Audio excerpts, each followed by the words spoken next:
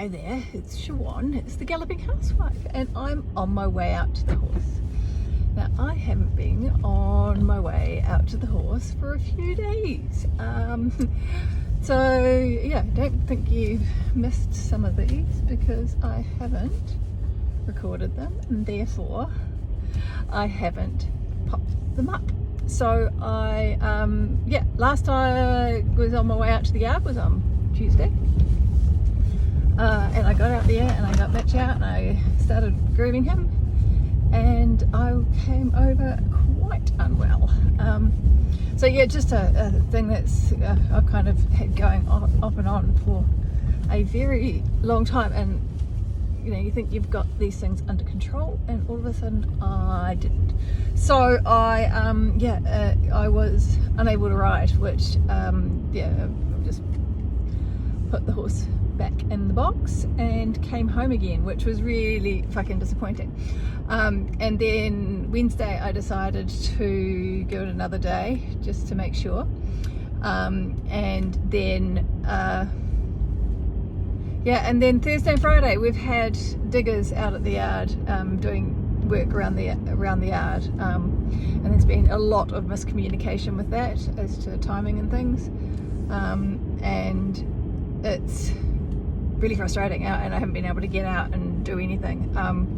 So today it's Saturday and I am heading back out, and it's like,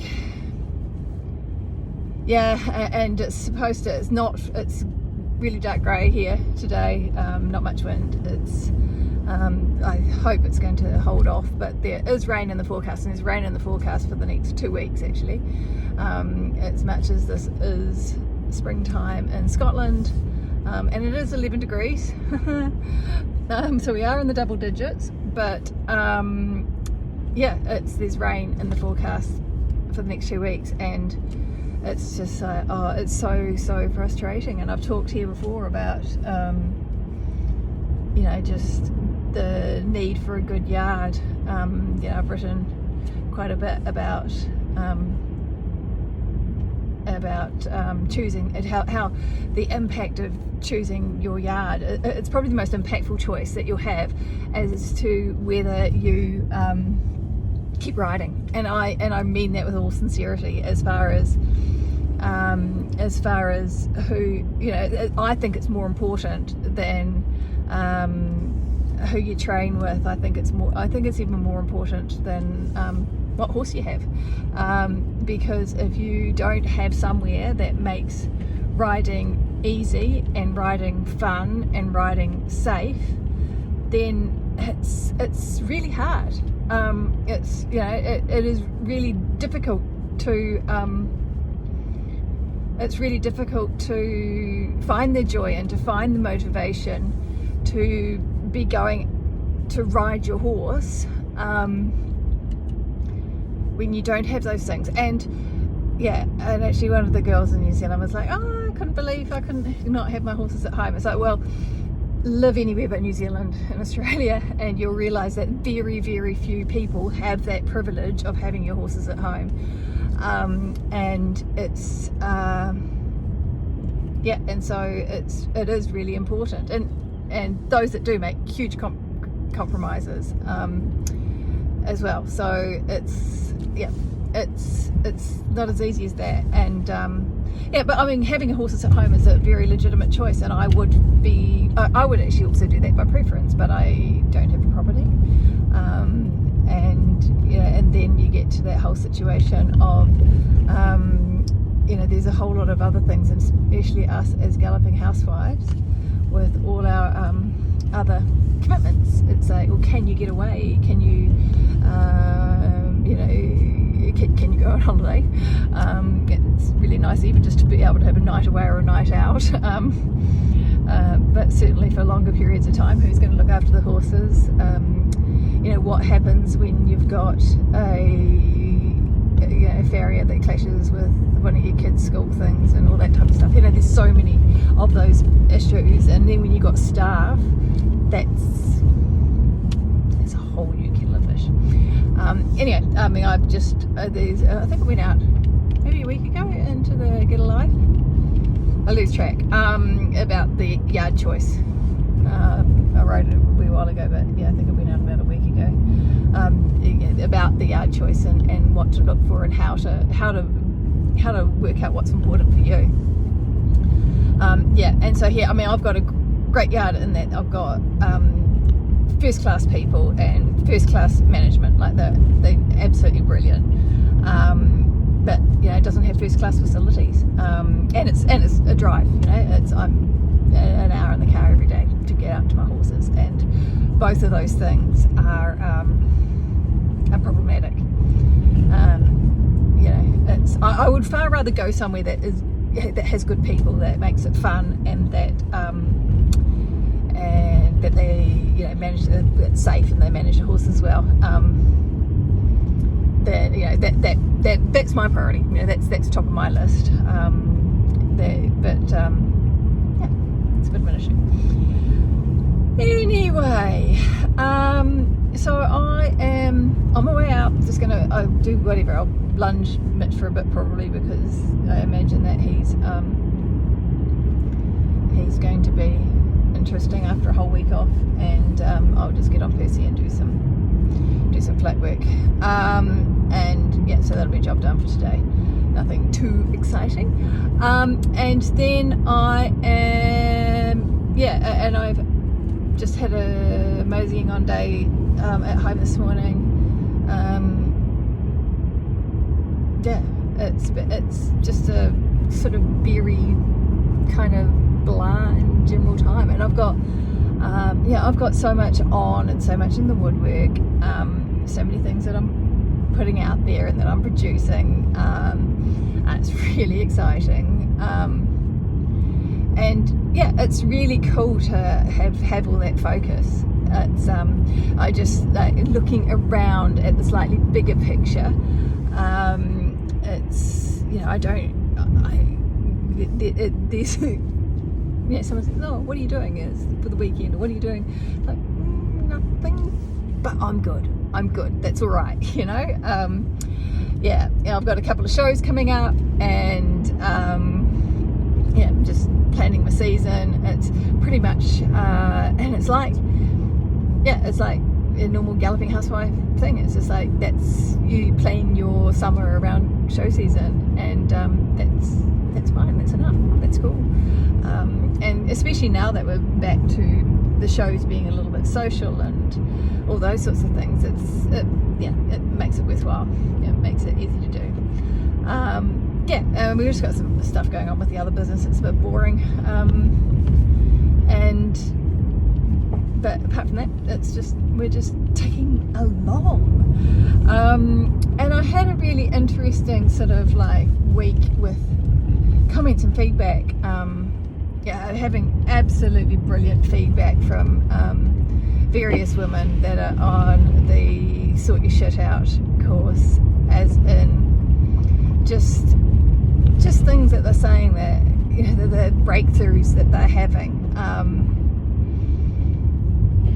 About where they're going and what they want to do, and and that whole ability to see things, and to see things clearly, to break through all the extraneous shit that life presents us, and cut to the chase a little bit. And it's kind of my thing, you know. I mean, people, I just was checking, post went up this morning, and I just was checking comments before I came out, and you know, the stuff is like, you know, this is really touched, you know, this is really sort of speaking to me. This is exactly what I needed to hear. You know, this has really got me thinking. And that is what I do. You know, that is what I have the ability to do, and I do it in a very general way on the Facebook page, and on the and in the newsletters and in my blogs, and it has to be that way because for a start I write them and pop them up completely randomly, but that's what that's about. And once you get into the courses, especially Sort Your Shit Out,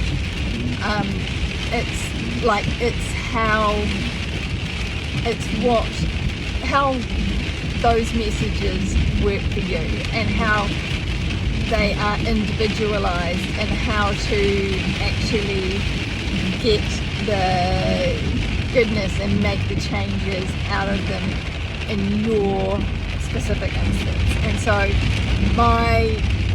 we have in-person chats. I send the courses out, and I send like Sort Your Shit Out comes out, and it's a 6 weekly course, once a week for 6 weeks, and there's 3 lessons a week. And then once a month we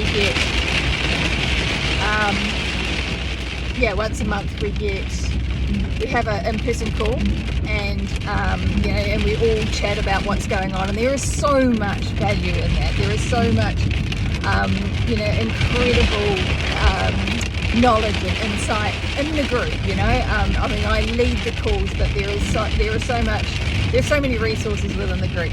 Women that just understand where the fuck you are from, what you're talking about. But also the stuff that goes on in between is people sending me messages and emailing me and just saying, this is where I'm at, this is what this has triggered. Sometimes asking questions like, what do I do about this? But it's really interesting to just get that kind of clarity for them. Like the women will message me and they'll say, this is going on and this is going on and this is going on, and my ability is to look at that and go, this is what you're saying, and this is what you're really meaning. This is where this is coming from, and these are your triggers. These are the things that you are talking about and that really matter to you. And it blows me away. It's so exciting to see the changes that the women are having with that sort of feedback, with that sort of with those interpersonal specific interactions. That is where the real value is, and it's something that, and I do that a little bit intuitively. Actually, I heard a really good saying a week ago about someone who was talking about an interview, being interviewed, and he was saying that I hear the words. I hear the words at the same time that you do. I don't know what I'm going to say before I say things, and it is the same with me. I'm not so good with words. I'm not so good in talking. I'm not so good in. I'm okay, but I get. I'm better with writing. I'm better with emails and messages. And I do. I mean, like, I write shit and I will come back and go, wow, is that what I said? Is that what I was thinking? And it's a little bit that way. And it's exactly the same when I'm feeding back to individuals, to the women. I don't have any, quite often I'm not quite sure what I'm saying until I see it written in the email, and I go, that's what they needed to hear. And it always is. And I've just got to have faith that that's something that I can do. That's not everyone can. Because I don't know where it came from. But it is there. That is my gift. And I'm going to put it out there in the world. and you'll have your gift too. You know, that's just the thing, is that I have this one. I have the ability to write what people need to read, but you will have your gift. You will have something that you do that is just so fucking cool, and that you know, and that is the center of your being. That is your reason for being here. And it doesn't need to be okay. So this, I mean, this sounds quite profound in that I change women's lives. Fantastic. But if yours is, you know, if yours is to you know, is to give women returning to riding confidence in the walk trot test, that's fucking magic. I can't do it. I seriously cannot do that. You know, I make people cry when I try and teach them. I'm really, really, really shit at it. So don't put value on your gifts that, you know, you don't decide that they're important or they're not important.